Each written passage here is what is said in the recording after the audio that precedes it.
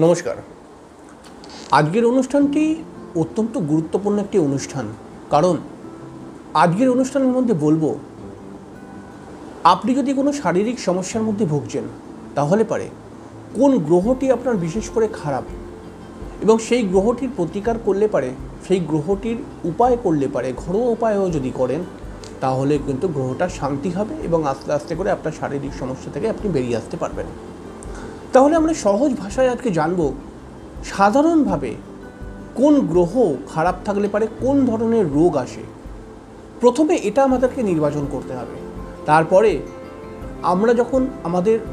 আমরা বুঝতে পারবো যে আমার এই রোগটা রয়েছে এবং এই রোগটা রয়েছে মানে এই গ্রহটি আমার জন্মছকে খারাপ, আমি সেই গ্রহটির প্রতিকার করব, উপায় করব, সেই গ্রহটিকে ভালো করার চেষ্টা করব।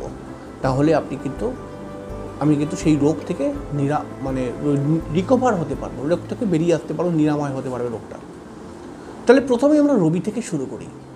রবি যদি কারো জন্মছকের মধ্যে খারাপ হয়ে যায় তাহলে মুখের মধ্যে বারবার থুতু আসে।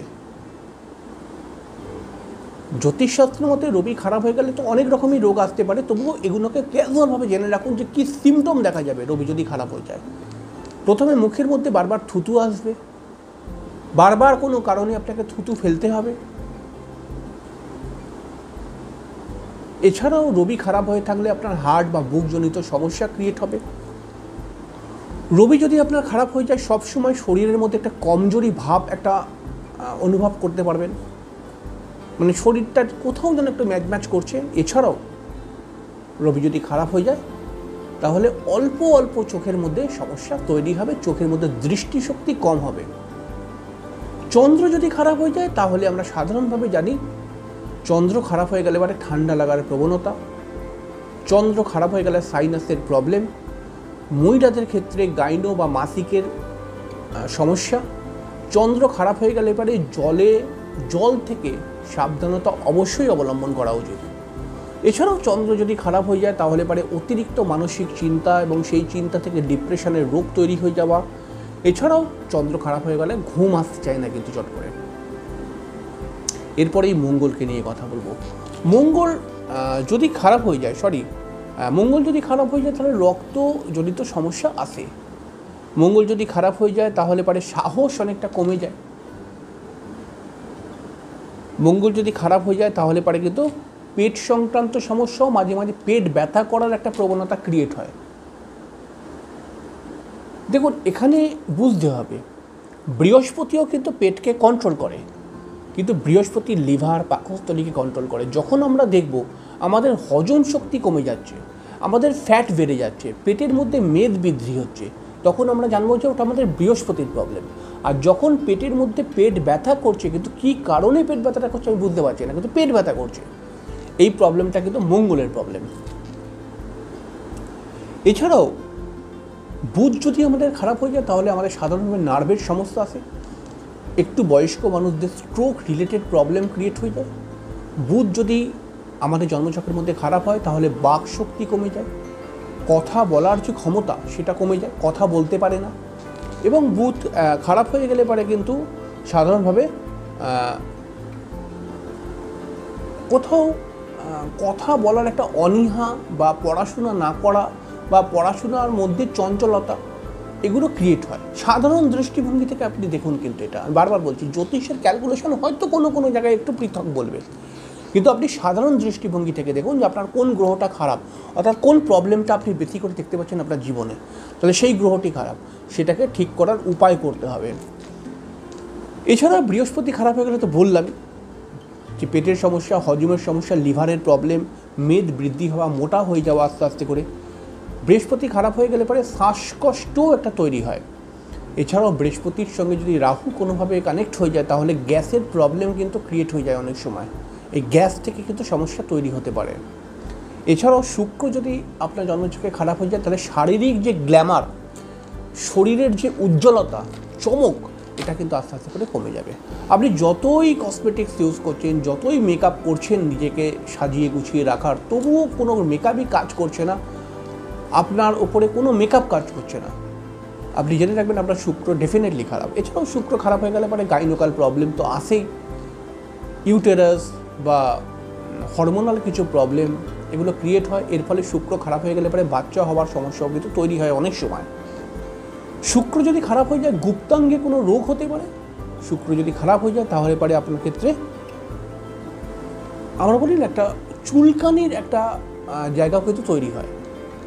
শুক্র যদি খারাপ হয়ে যায় তাহলে পরে কিন্তু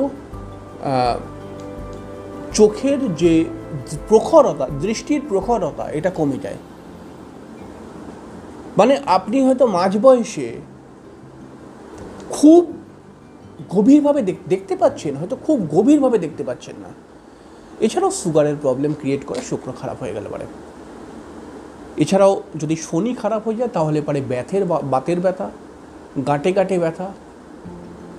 এছাড়াও শনি যদি খারাপ হয়ে যায় তাহলে পারে দাঁত বা হাড়ের ব্যথা ক্রিয়েট হতে শুরু হয়ে যায়, কোমর বা পায়ের দিকের ব্যথার প্রবলেম তৈরি হয়ে যায়। এছাড়াও যদি শনি আপনার জন্মচক্রের মধ্যে খারাপ হয় তাহলে চুল ওঠার সমস্যা তৈরি হয়। কোনো সময় একটু জটিল কাশি যেটা হয় না, এই জটিল কাশি শনির খারাপের জন্য কিন্তু হয়। মানে এমন কাশি যে দম আটকে যাবে মনে হচ্ছে, এমন কাশি, এগুলো শনি খারাপ হলে হয়। এছাড়াও রাহু যদি আপনার জন্মচক্রে খারাপ হয়ে যায় তাহলে পরে জটিল যে কোনো রোগকে জটিল করে দেবে। আপনার হয়তো কোনো একটি রোগ হয়েছে, সেই রোগটাকে জটিল করে দেয়। তার জন্য আমরা বলি জটিল জ্বর। জ্বর হলেও সাধারণ মানুষের জ্বর হতেই পারে ঠান্ডা লেগে, কিন্তু যদি কোনো জ্বর একটা জটিল জ্বর হয়ে যায়, মানে 7 দিন 8 দিন হয়ে গেল জ্বর এখনো কমছেই না, ওষুধ খেয়েই যাচ্ছে তবুও কমছে না। রাহু খারাপ হয়ে গেলে মাথা খারাপের একটা প্রবলেম তৈরি হয়। রাহু যদি খারাপ হয়ে যায় তাহলে পারে হঠাৎ চোট আঘাত, দুর্ঘটনা এগুলো ঘটতেই পারে। এছাড়াও কেতু যদি খারাপ হয়ে যায় তাহলে আপনার জয়েন্টে ব্যথার একটা প্রবলেম আসবে, পিঠের শিরদাঁড়ার মধ্যে একটা ব্যথার প্রবলেম আসবে। এছাড়াও কানে শোনার সমস্যা তৈরি হতে পারে। যে কোনো রোগকে কেতু কিন্তু সারতে দেয় না। কেতু খারাপ হয়ে গেলে পারে আপনি শত্রুতার কবলেও পড়তে পারেন। তাহলে এই হলো আপনার জীবনযাত্রার মধ্যে 9টি গ্রহের প্রভাব। আপনি এবার দেখুন কোন ধরনের রোগের মধ্যে আপনি আক্রান্ত বা কোন সমস্যা আসছে, তাহলে আপনি ডেফিনেটলি জেনে রাখবেন যে ওই গ্রহটা আপনার জন্মচক্রে খারাপ ফল দিচ্ছে।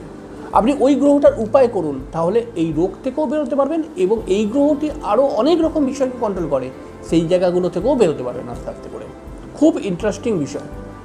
যদি আপনি বিষয়টাকে না বোঝেন আপনি আরেকবার ভিডিওটিকে দেখুন, কিন্তু খুব গুরুত্বপূর্ণ।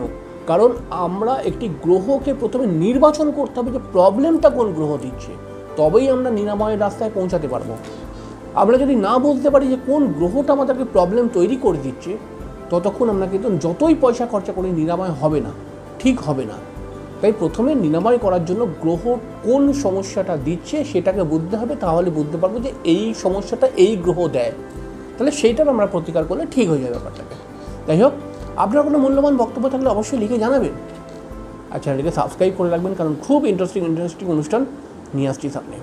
আজকে এখানে শেষ করলাম, পরের দিন দেখা হয়ে যাবে। ততক্ষণের জন্য